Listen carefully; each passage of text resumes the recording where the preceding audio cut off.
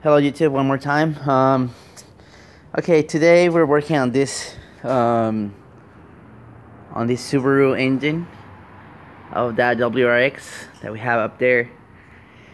So today I want to talk a little bit about this engine,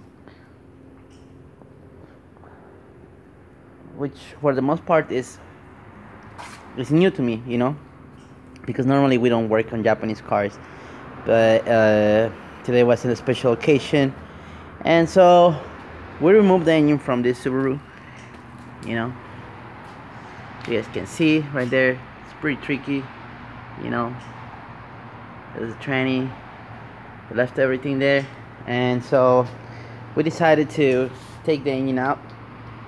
We turned the engine apart, his both cylinder heads, part of the block, and this is a cylinder head. This is the other part of the block. And so what happened to this engine? No, it wasn't the head gaskets.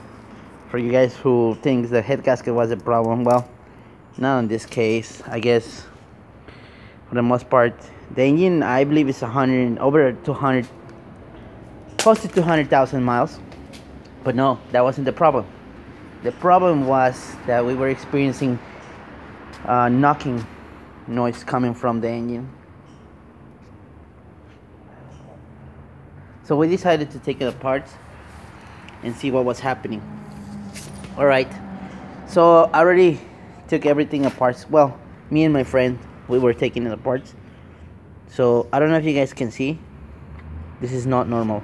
We already removed the metals from this one. Or should I say this one? No, actually, yeah, we removed them from this one. But this is still untouched. So if you guys can see, still it's got some movement there. This one doesn't have any movement at all, neither did this one. So it was just pretty much the middle ones. I don't believe the oil pump quit or anything like that, but I can tell you that there was something that was happening. I believe normal wear and tear and some excessive RPMs. I don't know. Here's the other head. This is how it looks. It's kind of dirty because, well, we haven't actually decided to if we gonna replace this engine or what we're gonna do with it. But some signs of I would say overheating, but it wasn't because of the overheating that we took it apart. It was more because of the knocking. Okay, so here we have the rear main seal. Okay,